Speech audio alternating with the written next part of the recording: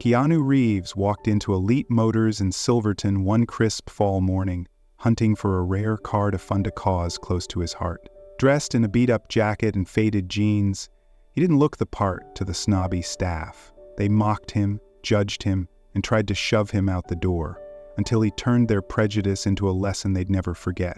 What started as a simple errand spiraled into a viral showdown, exposing the ugly side of elitism. But Keanu? He didn't just walk away, he flipped the script, sparking a movement that shook Silverton and beyond. Want to know how one man's quiet strength took down arrogance and inspired millions? Stick around. This story's got heart, grit, and a twist you won't see coming. Keanu Reeves didn't need to prove anything to anyone. Hollywood knew him as a legend, not just for his roles on screen, but for the way he carried himself off it. Humble, grounded, and real in a town that often forgot what real looked like. That morning, he stepped onto the streets of Silverton, a city buzzing with ambition and sharp edges. His black leather jacket hung loose, scuffed from years of wear, and his jeans were faded, the kind you'd expect on a guy who didn't care about impressing anyone. To the crowds rushing by, he was just another face. That was fine by him. He'd never been one for the spotlight, unless it was earned. He moved with purpose, hands in his pockets, eyes scanning the world around him. Silverton wasn't a soft place. It had a way of sorting people, rich from poor, insiders from outsiders, and Keanu saw it all. He noticed a man slumped against a wall, tattered coat pulled tight against the chill. Most people walked past without a glance, but Keanu stopped. He crouched down, slipped a few bills into the guy's shaky hand, and said, "Hang in there. All right, you've got this." The man looked up, startled, then nodded with a faint smile. Keanu stood, gave a quick pat on the shoulder, and kept moving.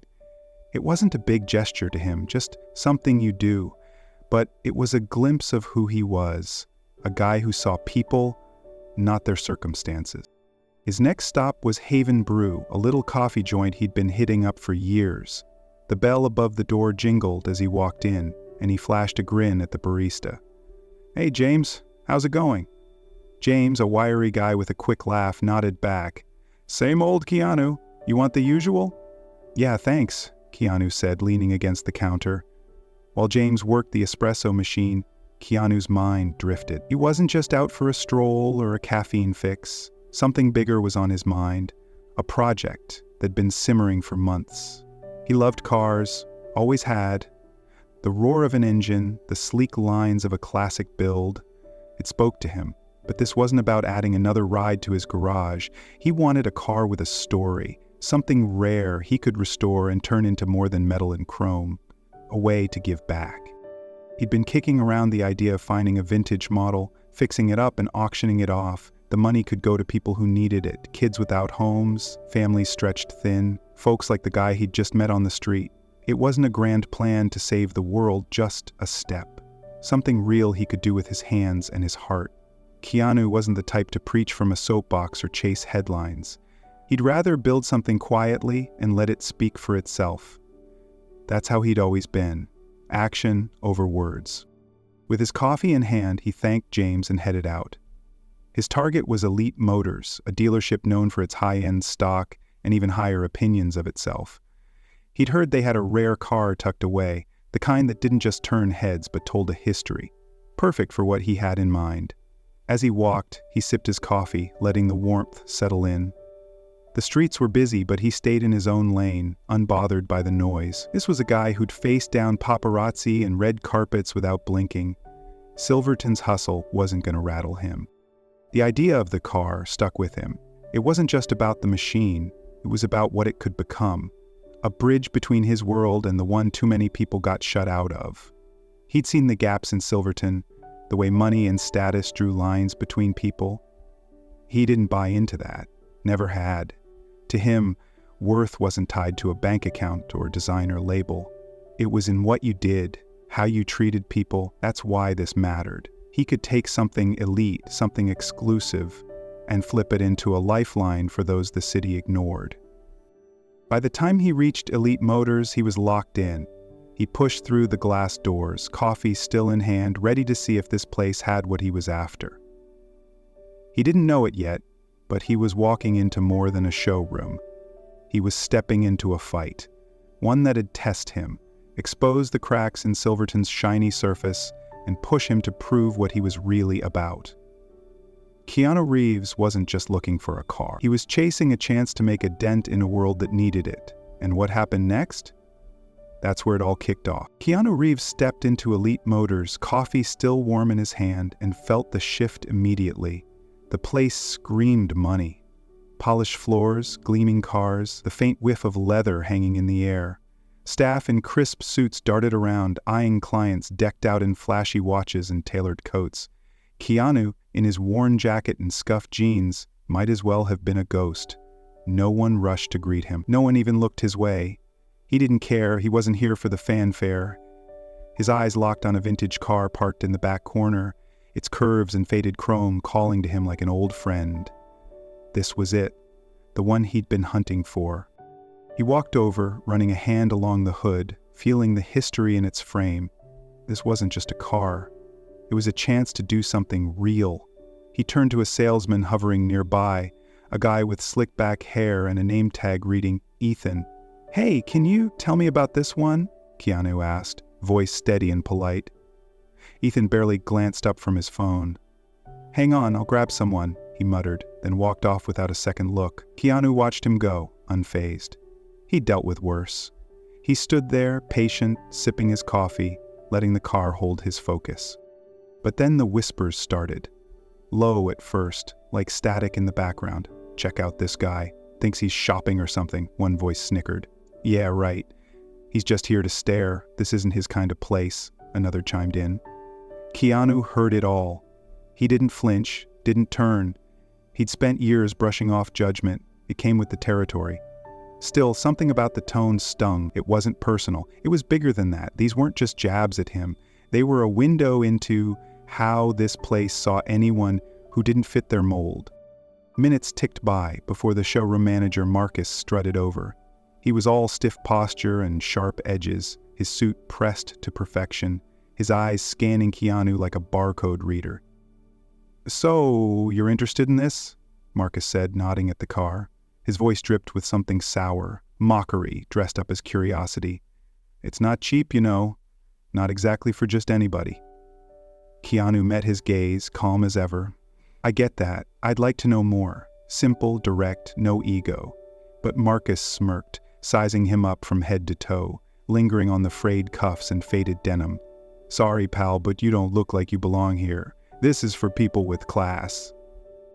The words landed like a slap, but Keanu didn't budge. His face stayed even, though a flicker of something, disappointment maybe, crossed his eyes. He'd seen this before, the way people built walls out of assumptions. Marcus didn't stop. He stepped closer, voice rising just enough to draw attention. "Look, I'll be straight with you. This car's for winners.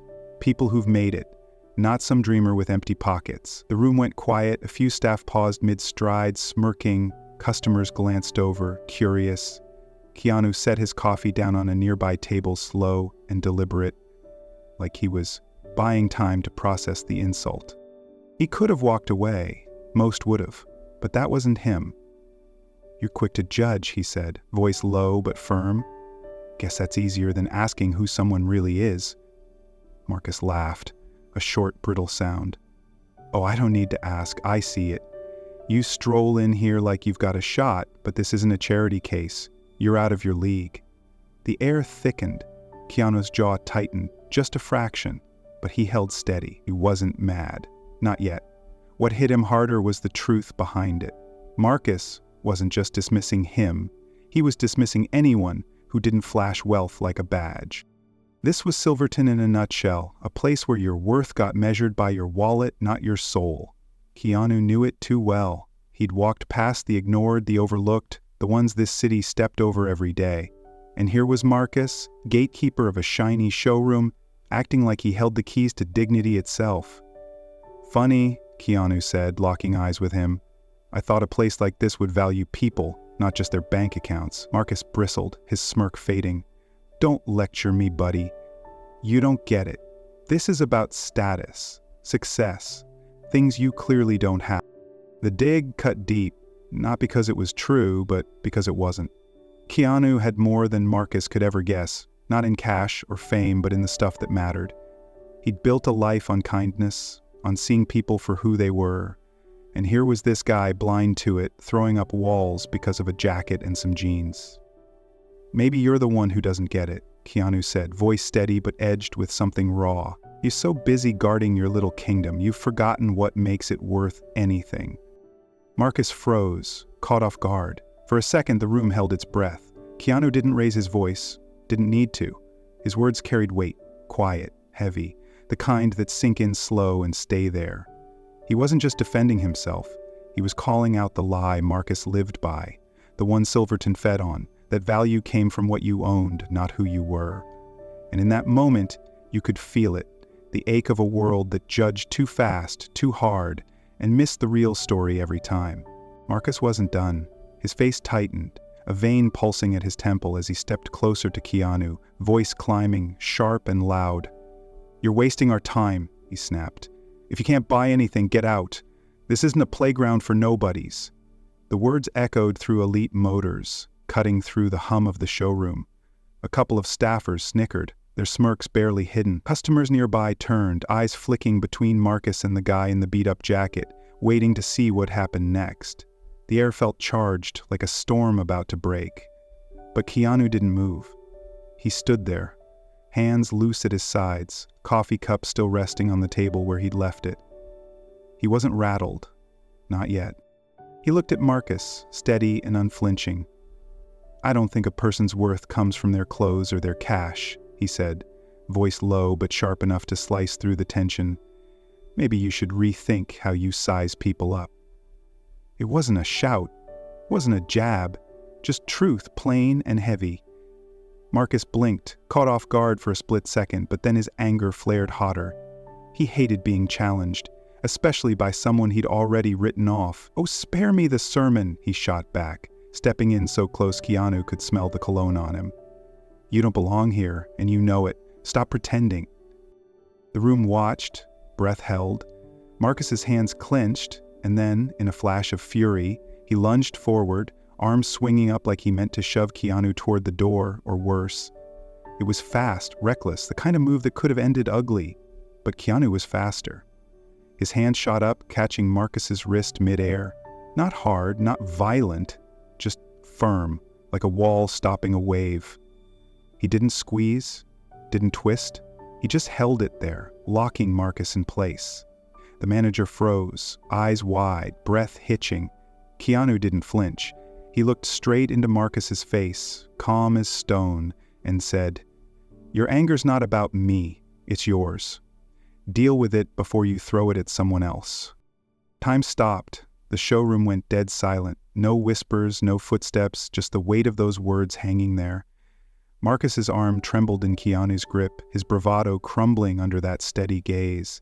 You could see it, the crack in his armor, the flicker of doubt he couldn't hide. Keanu wasn't fighting back. He wasn't even mad. He was just there.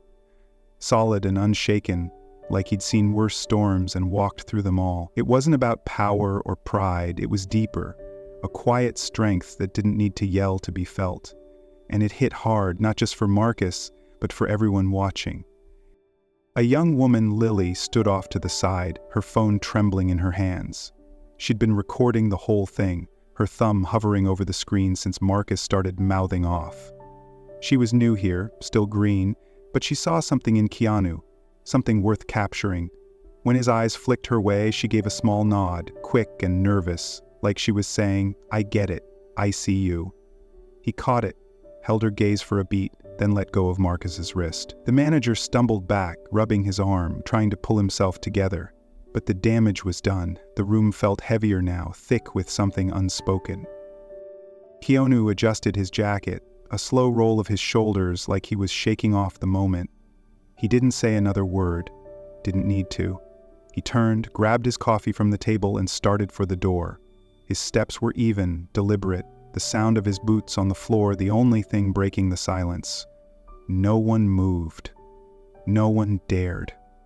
Marcus stood there, chest heaving, staring after him, but he didn't follow. He couldn't. Whatever he'd thought he'd win, he'd lost it the second Keanu stopped him cold.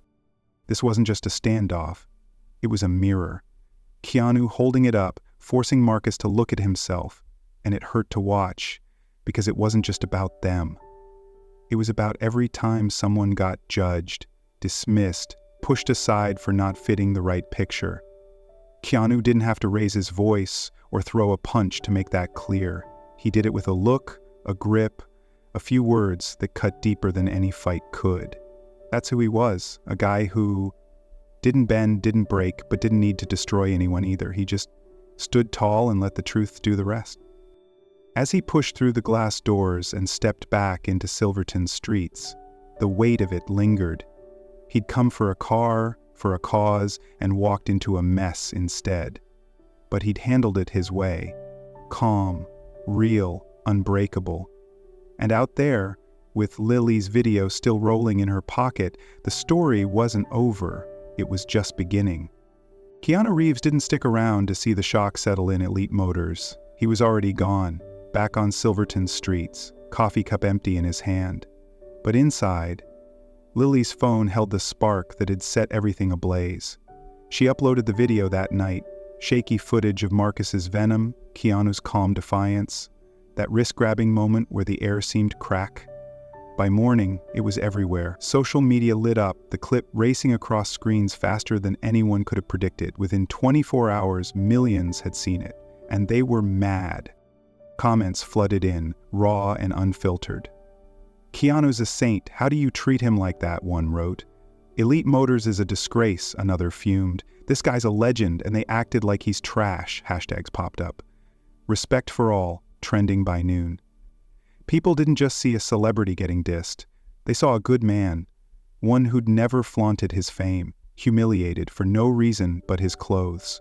It hit a nerve. Keanu wasn't some untouchable star to them. He was the guy who'd give you his seat on the subway, who'd stop to listen when no one else would. And Marcus? He'd picked the wrong target. Elite Motors felt the heat fast.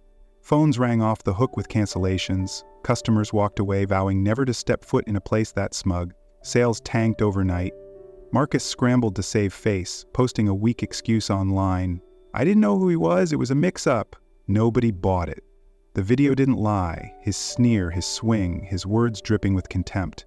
People saw through the flimsy apology and the backlash grew. Boycotts spread, hashtags turned into battle cries. The dealership's shiny reputation cracked wide open, exposing the rot underneath. Meanwhile, Keanu was home, away from the noise. He sat on his couch, a beat-up old thing that matched his style, simple, lived in, real. The world was buzzing, but he was quiet, staring at the wall, thinking. His phone lit up with messages, but he didn't check them. He didn't need to.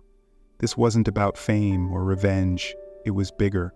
He called Sarah, his oldest friend, the one who'd always gotten him. "Hey," he said when she picked up, voice soft but steady. "You see what's going on out there?" She laughed, dry and knowing. "Yeah, Keanu, the internet's losing its mind. You okay?" He paused, running a hand through his hair. "I don't want this to just be a scandal," he said finally. "I don't want it to fade out like some gossip story. It's got to mean something." Sarah went quiet for a second, then asked, "So what are you going to do?" He smiled, small but real. "Handle it my way." She didn't push. He didn't need her to. She knew him well enough to trust whatever came next. He couldn't let it end with outrage. That wasn't him. He'd seen too much. People judged, dismissed, left behind, not to act. This wasn't just about Marcus or Elite Motors. It was Silverton, the whole damn system, where worth got pinned on what you wore or drove, not who you were. He'd felt that sting before, long before the cameras found him. And he knew it wasn't rare. It was every day, everywhere, for too many. He'd come to that dealership for a car, for a cause, and walked into a fight he hadn't asked for. Now, he had a choice. Let it burn out, or make it matter. So he went back. Not for the car, not for spite, just him, same jacket, same jeans, stepping into Elite Motors again. The place was a shell of itself. Staff froze when he walked in, eyes darting, unsure. Marcus stood behind the counter, pale and shaky, his swagger gone. The air was thick, tense, like they were all waiting for a bomb to drop. Keanu didn't rush. He walked to the vintage car, ran his hand over it one last time, then turned to Marcus. The manager stammered. "Mr. Reeves, I'm sorry, I messed up. Let me show you the car. Start over. Keanu cut him off, voice calm but piercing. You're not buying it, not from here. Marcus blinked, mouth opening, but Keanu kept going. This isn't about me.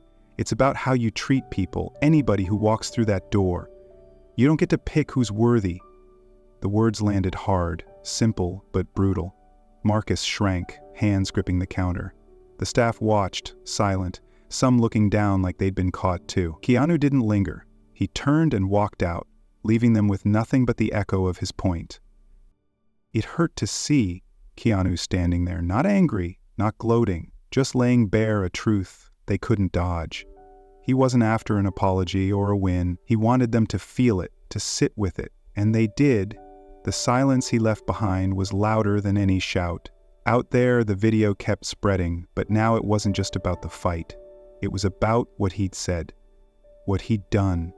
People didn't just cheer, they thought. They saw the cracks in their own world, the times they'd judged or been judged. And Keanu?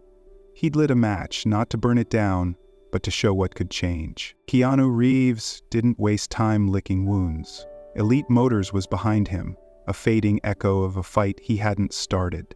He had something bigger in mind. He drove out to the edge of Silverton, where the city's gloss gave way to quieter streets, and pulled up at Harmony Wheels, a small dealership with more grit than glamour. The owner, Henry, stepped out, wiping his hands on a rag. He was older, weathered, with a smile that didn't need to prove anything. "Welcome," he said, voice warm. "What can I do for you?" Keanu nodded back. "Looking for something special. Think you can help?" Henry didn't blink at the jacket or the jeans, just led him inside like he belonged.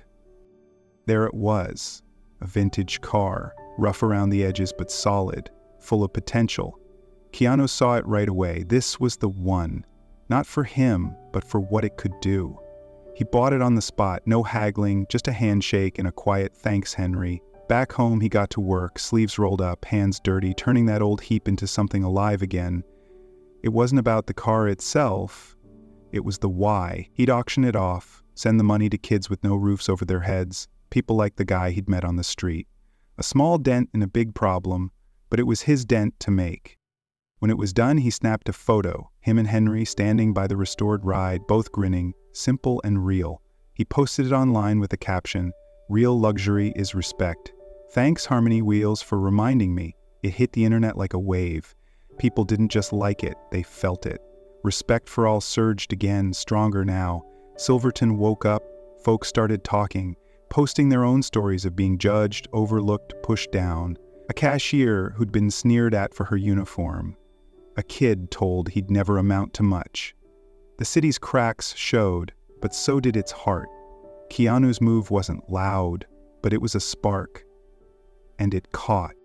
The auction came fast. The car rolled out under bright lights, gleaming, a story on wheels. Bids climbed, hundreds of thousands, then millions. When the hammer dropped, the total stunned the room. Enough to fund shelters, meals, hope for people Silverton had forgotten. Keanu took the mic, voice steady but thick with something real. "It started with a bad moment," he said. "One guy's anger one place's rules. But we can turn that into something else. Respect. It's not a price tag. It's our strength. We've all got it to give." The crowd erupted, not just for him, but for what he'd unlocked. A truth they could hold on to. Elite Motors? They were done. Marcus got the boot, his excuses drowned out by the mess he'd made. The dealership scrambled, rewriting policies, but the stains stuck. No one cared about their shiny cars anymore. They'd seen the ugliness behind the polish. Keanu didn't gloat. He didn't need to. He was back home, same couch, same life, living like the spotlight didn't matter. Because to him, it didn't. He'd proved it again. Worth wasn't in what you owned or who you were to the world. It was in what you did with it. That car, that fight, that quiet stand, it changed things. People looked harder at themselves, at each other. Silverton shifted, slow but real, because one man refused to let injustice win. He didn't just help the poor, he lit a fire under a city to care more, to see more. When someone asked him later what it all meant, He shrugged, smiled that half smile. "It's simple," he said. "We're all human. Start there, and the rest falls into place." And it did. The money helped bodies, but his heart helped souls. That's Keanu, quiet, steady, showing the world what respect can build when you give it a chance. What do you think? Can one person really shift the world like Keanu did? I say yes. His story shows how respect, even in the face of ugliness, can ripple out and shake things loose. It's not about fame or money. It's about standing up, staying true, and turning a bad moment into something good. Maybe you see it differently. Maybe you think it's too small to matter, that Silverton's problems run too deep for one car to fix. Fair enough. But for me, it's proof that heart beats louder than hate. Thanks for sticking with this story. It means a lot to share it with you. If it hit you, drop a comment, agree, disagree, whatever's on your mind. Hit that subscribe button too. We've got more tales like this coming. Let's keep the conversation going.